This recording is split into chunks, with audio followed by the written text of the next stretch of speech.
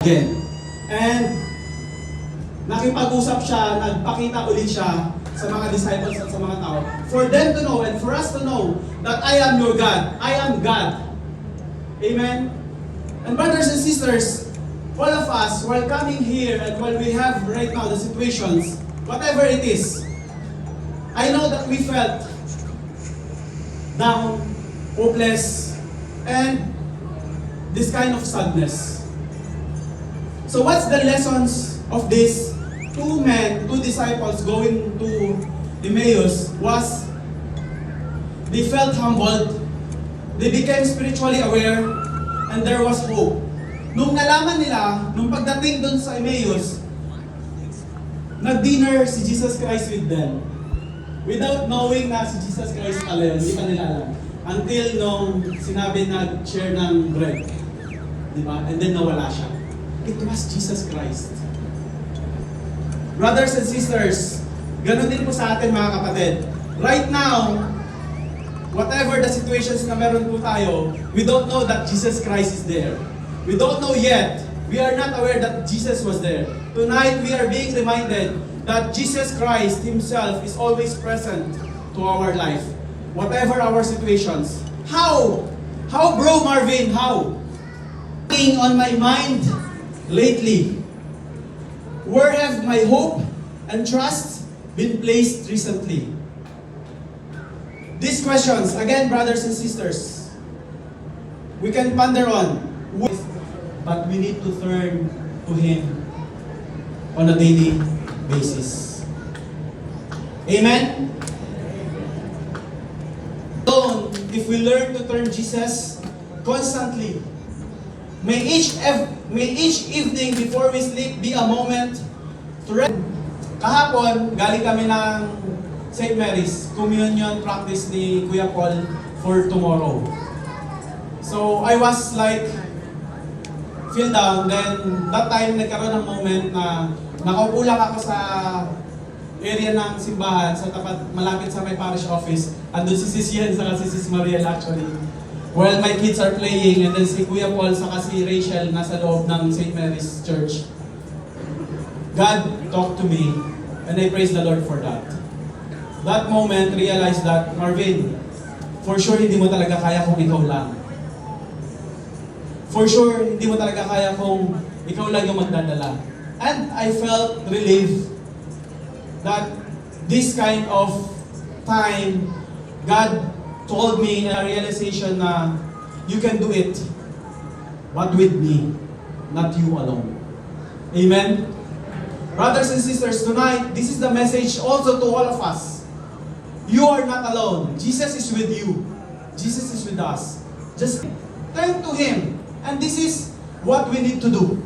How? Again, attend the Holy Mass, attend the household, attend this assembly, talk to your household leaders, talk to our brothers and sisters, and the Lord will talk to you as well.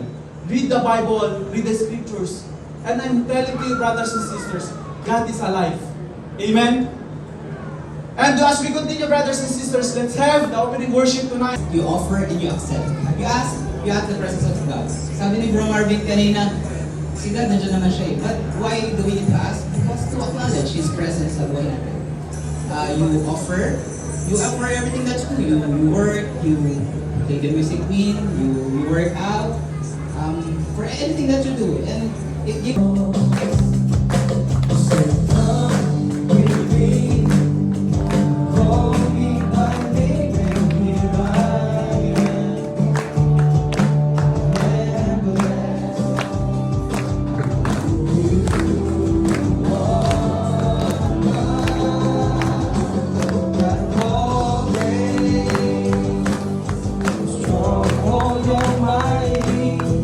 Savior, healer of the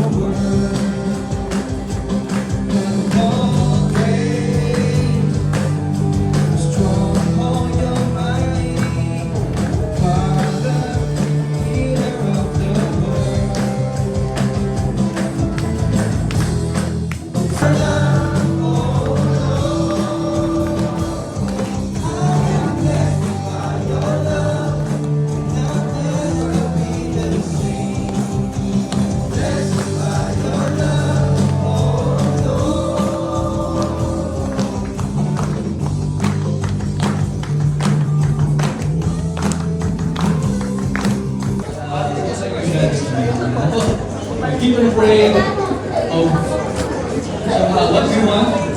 Minsan hindi ka rin gusto mo sa spell. Yeah. And, ayun na lahat. For letter, para masupunta sa kanya natin. Activities ng community natin because we are in a battle na hindi naman namin pinili. No? So, yung detalye isasabihin ni Tita Rose. Siya na lang mag-share kung ano yun. And of course, kaya kami nandito to say thank you sa mga prayers ninyo. It's really ramdam namin ng yung dasal ng bawat isa. And kaya kami nandito ngayon because of the greatness ng ating Panginoon. Thank you. Good evening. I know most of you know our story. Kasi kahit minsan napasama kami sa mga dasal ninyo. One thing, ovarian cancer. So I had my surgery and was cleared. Na-clear agad ako from cancer. Unfortunately, ang bilis din ng relapse. So after ilang months, they found out that meron tumukok sa colon and it is malignant. And I question God. Sabi ko, Lord, why me?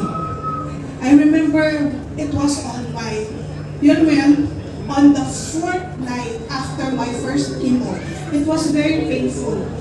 Talagang gagapang ka, papuntang CR. Pabalik. Yun lang yung kaya mong gawin. Ang tanong ko, why me? Why me? I didn't get my answer that night. I only got it after some months when our daughter was confined because of bronchitis.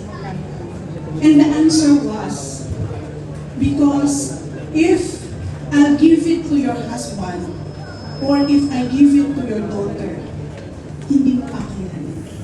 So I would rather give it to you. So Lord, thank you. Thank you. At sa akin mo siya binigay. Then, that time, I go back to all the questions, no? Hindi ko na ubusin lahat ng questions.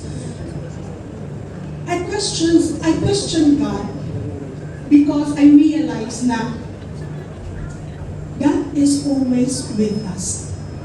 No? Bakit there was a time, no? Bago kami magsimula ng CFC, we're almost breaking up, no? Dapat hindi na kami, maghiwalay na kami. And that time, I questioned God also, why Him? Why Him? And then the answer was, because He's the only one who would take good care of me. Yes.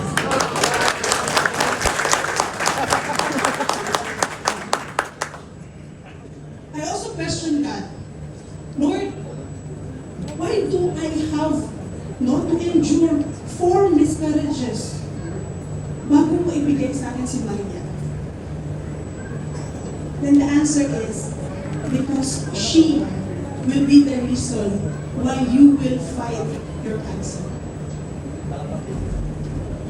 Why am I sharing to you my questions? Kasi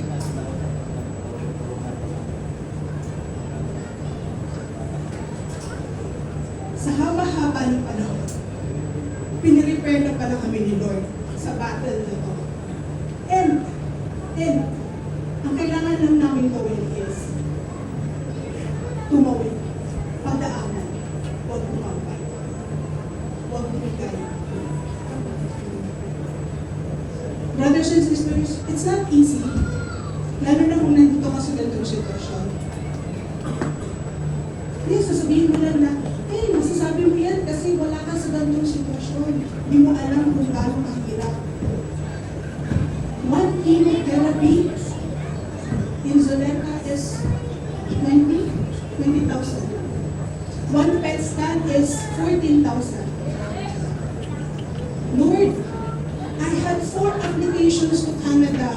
Why am I rejected. Bakit nandito pa rin ka? Because here, you will get the treatment without depleting your savings. We should be grateful every day. We should be grateful. Hindi lang in times na may bago tayong trabaho, may bago tayong member of the family, meron tayong bonus, but we should also be grateful in times na nawalan ako, nakunan ako. We should be grateful in times na I failed, I was rejected in my applications. We should be grateful because I have this sickness. Because later on, the victory of the Lord, sasabihin niya sa'yo, I am victorious in your life. You should be grateful and you should turn to God whatever situations you are in. Na lagi namin sinasabi, we are not alone. We are not alone. Kaya, no matter what I have, no, whatever yung pinagdadaanan namin, ang tanging alam lang namin is that the love of God holds us together. Maraming salamat.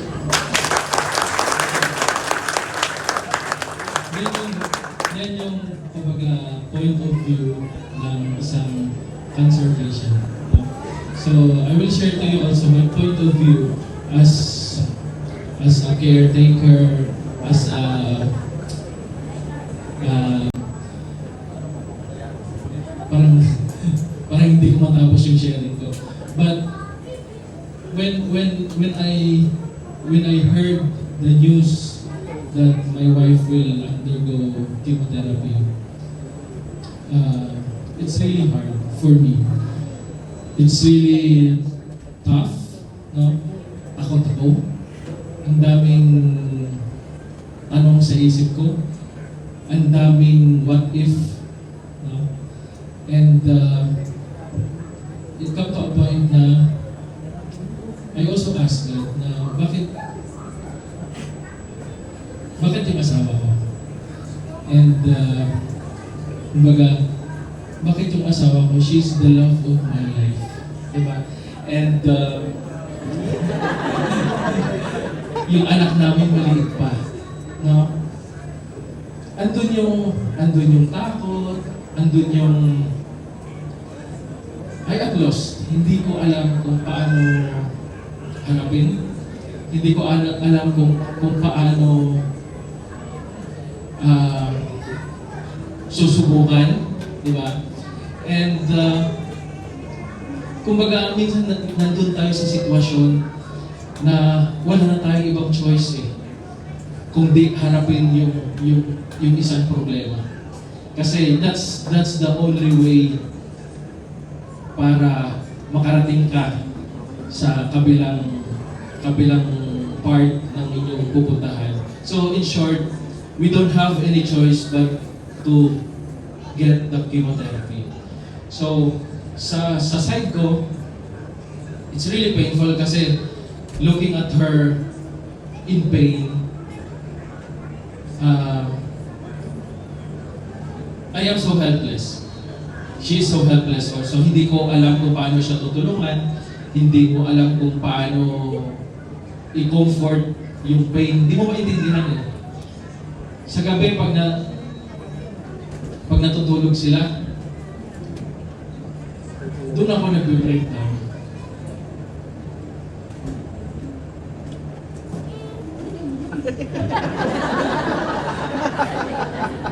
No? Doon ako bumibigat. Sa umaga, suot ko yung matapang ko na mukha. Pero pag pumapasok ako, mag-isa ako sa kotse, I'll cry while driving.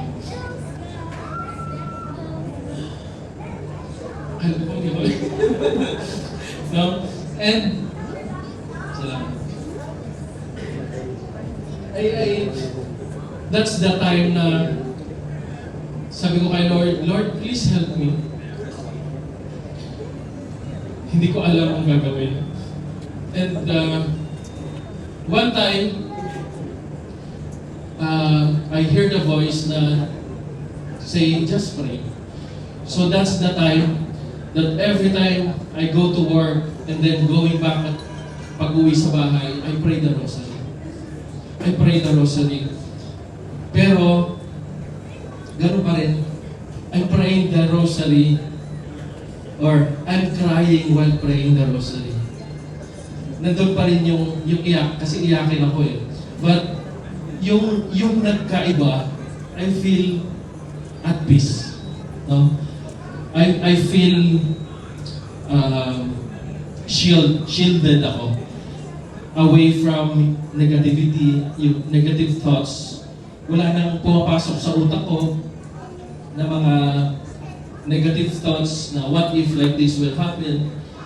Andun pa rin yung cry. It's like I'm crying to our Lord na alam mo yung naglalabas ka lang ng sama ng loob mo, naglalabas ka lang ng takot mo, but at the end of the day, nandun yung peace of mind. Nandun yung nawala na yung takot ko. And as we go along the treatment, doon namin na-realize na lahat pala provide na ng Panginoon. Wala lang kaming, yung gagawin lang talaga namin is to go through that path and along the way, ipoprovide nila. When the chemo started, her company gave her 6 months sick leave, no, with pay, para lang maka-focus siya sa treatment niya. So, praise God to that. And all the treatments, all the medicines are covered by the insurance. Pati yung mag-aalaga sa kanya, nagkataon na nandito yung daddy niya para mag-alaga sa kanya for 6 months. No? So, praise God to that. Kaya, sabi ko, Lord, kung iisipin ko, wala na pala akong alalahanin. Kasi inayos mo na lahat eh. No? Inayos mo na lahat. And siguro ang mai-share ko lang sa inyo, sometimes, like the disciples, when they saw Jesus na nawala na siya doon sa tomb, they were afraid also. No? They were afraid. They were lost.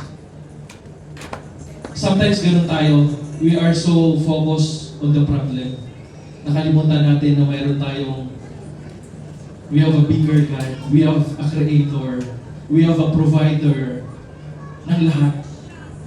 So, kung ano man yung naging takot namin dati, ngayon, ito na yung naging sandigan namin. Kaya kami nandito ngayon sa gitna para sabihin sa inyo na kung ano man yung mga pinagdadaanan ng bawat isa, kung ano man yung haharapin pa ng bawat isa, huwag kayong mawalan ng pag-asa. Humingi kayo ng gabay sa ating Panginoon. Humingi kayo ng pag-unawa, di ba? Yung wisdom, yung knowledge, and of course, the peace of mind.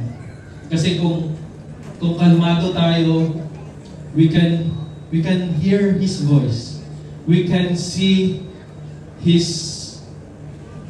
kung saan niya tayo nililid. No?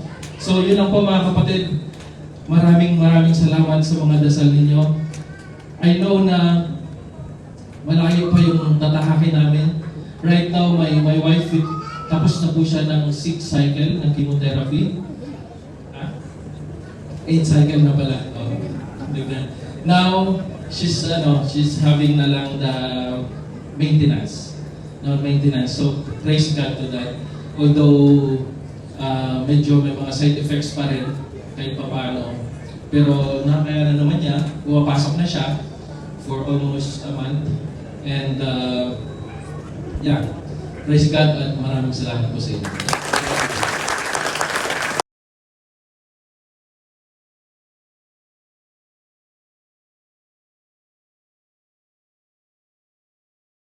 ninyo sa pag-ukom sa chapter po namin. Okay? So before anything else, may